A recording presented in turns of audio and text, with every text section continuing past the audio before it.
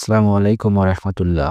সুপ্রিয় শিক্ষার্থী বন্ধুরা, ভার্চুয়াল টিচিং একাডেমির স্পোকেন ইংলিশ ফর বিগিনার্স কোর্সের ক্লাস 34 দ্যাট মিন্স 34তম ক্লাসে তোমাদের সবাইকে স্বাগতম।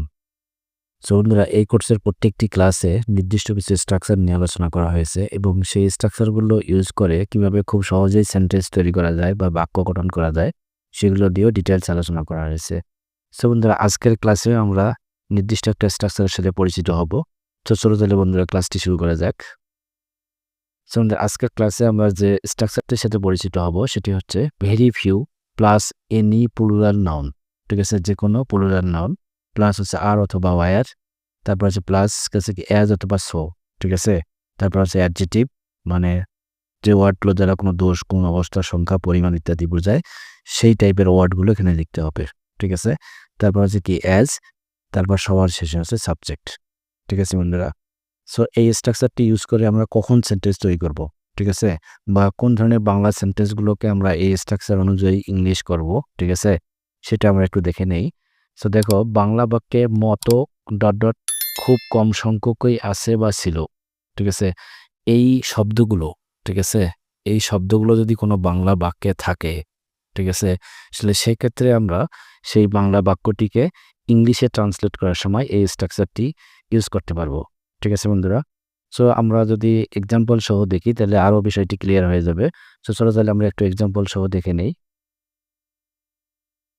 সো বন্ধুরা দেখো, এখানে উপরে কিন্তু এখানে স্ট্রাকচারটি দেওয়া আছে যেটা আমরা একটু আগে দেখলাম, আর নিচে কিছু এক্সাম্পল আমরা দেখতে পাচ্ছি। সো দেখো যে তোমার মতো বোকা লোক খুব কম সংখ্যকই আছে বা খুব কম সংখ্যকই হয়। ঠিক আছে, যে তোমার মতো বোকা লোক খুব কম সংখ্যকই আছে বা হয়। ঠিক আছে, সো বন্ধুরা দেখো এখানে যে মতো আছে, খুব কম সংখ্যকই আছে। ঠিক আছে, তাহলে এই দেখো মতো ওয়ার্ডটি এখানে আছে, খুব কম সংখ্যকই এই ওয়ার্ডগুলো এখানে আছে এই সেন্টেন্সের মধ্যে। যেহেতু এইগুলো আমরা তোমার এই ওয়ার্ডগুলো এখানে আছে বা এই শব্দগুলো এখানে আছে, তাহলে সেক্ষেত্রে আমরা কি করব, এই সেন্টেন্সটিকে এই স্ট্রাকচার অনুযায়ী ইংলিশ করব। সো বন্ধুরা দেখো, তাহলে প্রথমে আমরা কি লিখবো, ভেরি ফিউ। এই দেখো কি লেখা আছে, ভেরি ফিউ। তারপর হচ্ছে কি এনি প্লুরাল নাউন। তাহলে দেখো তোমার মতো বোকা লোক, লোক মানে পার্সন বা পিপল। ঠিক আছে, তাহলে পার্সনের প্লুরাল ফর্ম হচ্ছে কি পার্সনস। তাহলে ভেরি ফিউ পার্সনস, তারপরে কি আছে আর অথবা ওয়ার। সো বন্ধুরা তাহলে এখানে আমি কি লিখছি, আর লিখেছি। ঠিক আছে, সো বাংলা বাক্যে যদি এখানে আছে থাকে বা হয় থাকে, ঠিক আছে, এই জায়গায় যদি আছে অথবা হয় থাকে তাহলে সেক্ষেত্রে আমরা লিখবো আর। ঠিক আছে, আর যদি বাংলা বাক্যে এখানে ছিল থাকে, যেমন ধরো এই যে দেখো এখানে ছিল আছে, তারপর যেখানে ছিল আছে, ঠিক আছে, এরকম যদি ছিল কথাটা থাকে তো সেক্ষেত্রে আমরা লিখবো অয়ার। অর্থাৎ বর্তমানের কোনো বিষয়কে ইন্ডিকেট করলে বা নির্দেশ করলে সেক্ষেত্রে আমরা আর লিখবো, আর অতীতের কোনো বিষয়কে ইন্ডিকেট করলে বা নির্দেশ করলে আমরা কি করবো, অয়ার লিখবো। সো বাংলা বাক্যে আছে, ঠিক আছে, দেখো এখানে আছে, এখানে আছে, তো এগুলোর ক্ষেত্রে আমরা আর ইউজ করবো। আর যেখানে ছিল ছিল, এগুলোর ক্ষেত্রে আমরা কি অয়ার ইউজ করবো। সো আশা করি বুঝতে পারছো। তো যেহেতু এখানে আছে তাহলে আমি কি লিখবো, আর। তারপর কি আছে দেখো এখানে অ্যাজ অথবা সো। ঠিক আছে, অ্যাজ অথবা সো, তো এই দুইটার মধ্যে যে কোনো একটা লিখলে হবে, তোমরা তোমাদের ইচ্ছা মতো লিখতে পারো এখানে। ঠিক আছে, অ্যাজ অথবা সোর মধ্যে আমি এখানে সো লিখেছি। তারপরে কি আছে বোকা, বহার ইংলিশ আছে কি ফুল, তারপর আবার অ্যাজ, তারপর সবার শেষে আছে সাবজেক্ট। সাবজেক্ট আছে কি তোমার, মানে ইউ। সো আশা করি বুঝতে পারছো বন্ধুরা। তাহলে very few persons are soulful as you, মানে তোমার মতো বোকা লোক খুব কম সংখ্যকই আছে বা তোমার মতো বোকা লোক খুব কম সংখ্যকই হয়। ঠিক আছে বন্ধুরা, সো নেক্সট যে এক্সাম্পলটি আমরা দেখতে পাচ্ছি দেখো এখানে, রকির মতো বুদ্ধিমান ছেলে খুব কমই ছিল। তাহলে এখানে কি আছে, ছিল। ঠিক আছে, তাহলে ছিল থাকলে আমরা কি করবো, অয়ার ইউজ করবো এই জায়গাটাতে, বাকি সব ঠিক থাকবে। তো দেখো ভেরি ফিউ বয়েজ, মানে দেখো রকির মতো কি বুদ্ধিমান ছেলে, তাহলে প্রথমে ভেরি ফিউ, তারপর হচ্ছে এনি প্লুরাল নাউন। তাহলে এখানে আছে বয় হচ্ছে কি, মানে বুদ্ধিমান ছেলে, ছেলে হচ্ছে বয়, তাহলে বয়ের প্লুরাল ফর্ম হচ্ছে কি বয়েজ। তাহলে ভেরি ফিউ বয়েজ, তারপরে আর অয়ার এর মধ্যে কিনি অয়ার ইউজ করা হয়েছে, কারণটা আছে কি এখানে আছে ছিল। ছিল থাকলে আমরা কি করবো, অয়ার ইউজ করবো। তাহলে ভেরি ফিউ বয়েজ অয়ার, তারপর হচ্ছে কি অ্যাজ। সো অ্যাজ এর মধ্যে আমি কি করছি, এখানে অ্যাজ ইউজ করছি, এখানে সো ইউজ করছিলাম, এখানে কি অ্যাজ ইউজ করছি। তারপর বুদ্ধিমান হচ্ছে ইন্টেলিজেন্ট, তারপর আবার অ্যাজ রকি। তাহলে very few boys were as intelligent as Rocky, তার মানে কি রকির মতো বুদ্ধিমান ছেলে খুব কমই ছিল।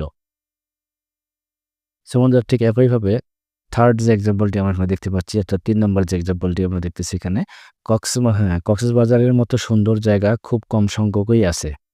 ঠিক আছে, তাহলে এখানে দেখো মতো এবং খুব কম সংখ্যক এখানে আছে, তাহলে হচ্ছে কি ভেরি ফিউ, তারপর জায়গার ইংলিশ হচ্ছে কি প্লেস, তার প্লুরাল ফর্ম হচ্ছে কি প্লেসেস, তাহলে ভেরি ফিউ প্লেসেস। তারপর আর ওয়ার এর মধ্যে কি করা হয়েছে, আর ইউজ করা হয়েছে, কারণ এখানে কি আছে আছে, তো আছে তাহলে আমরা কি করব আর ইউজ করব আর। তারপর সো অ্যাজ এর মধ্যে কি করছি সো ইউজ করছি এখানে। তারপর সুন্দর হচ্ছে কি বিউটিফুল, তারপর আবার অ্যাজ, তারপর হচ্ছে কি সাবজেক্ট হচ্ছে কক্সবাজার। তাহলে ভেরি ফিউ প্লেসেস আর সো বিউটিফুল অ্যাজ কক্সবাজার, মানে কক্সবাজারের মতো সুন্দর জায়গা খুব কম সংখ্যকই আছে বা খুব কমই হয়। তারপর দেখো তার মতো ভালো ছাত্র আমাদের বিদ্যালয়ে খুব কমই ছিল বা খুব কম সংখ্যকই ছিল। ঠিক আছে, তাহলে এখানে ছিল আছে, তাহলে এখানে কি করবো আর ইউজ করবো।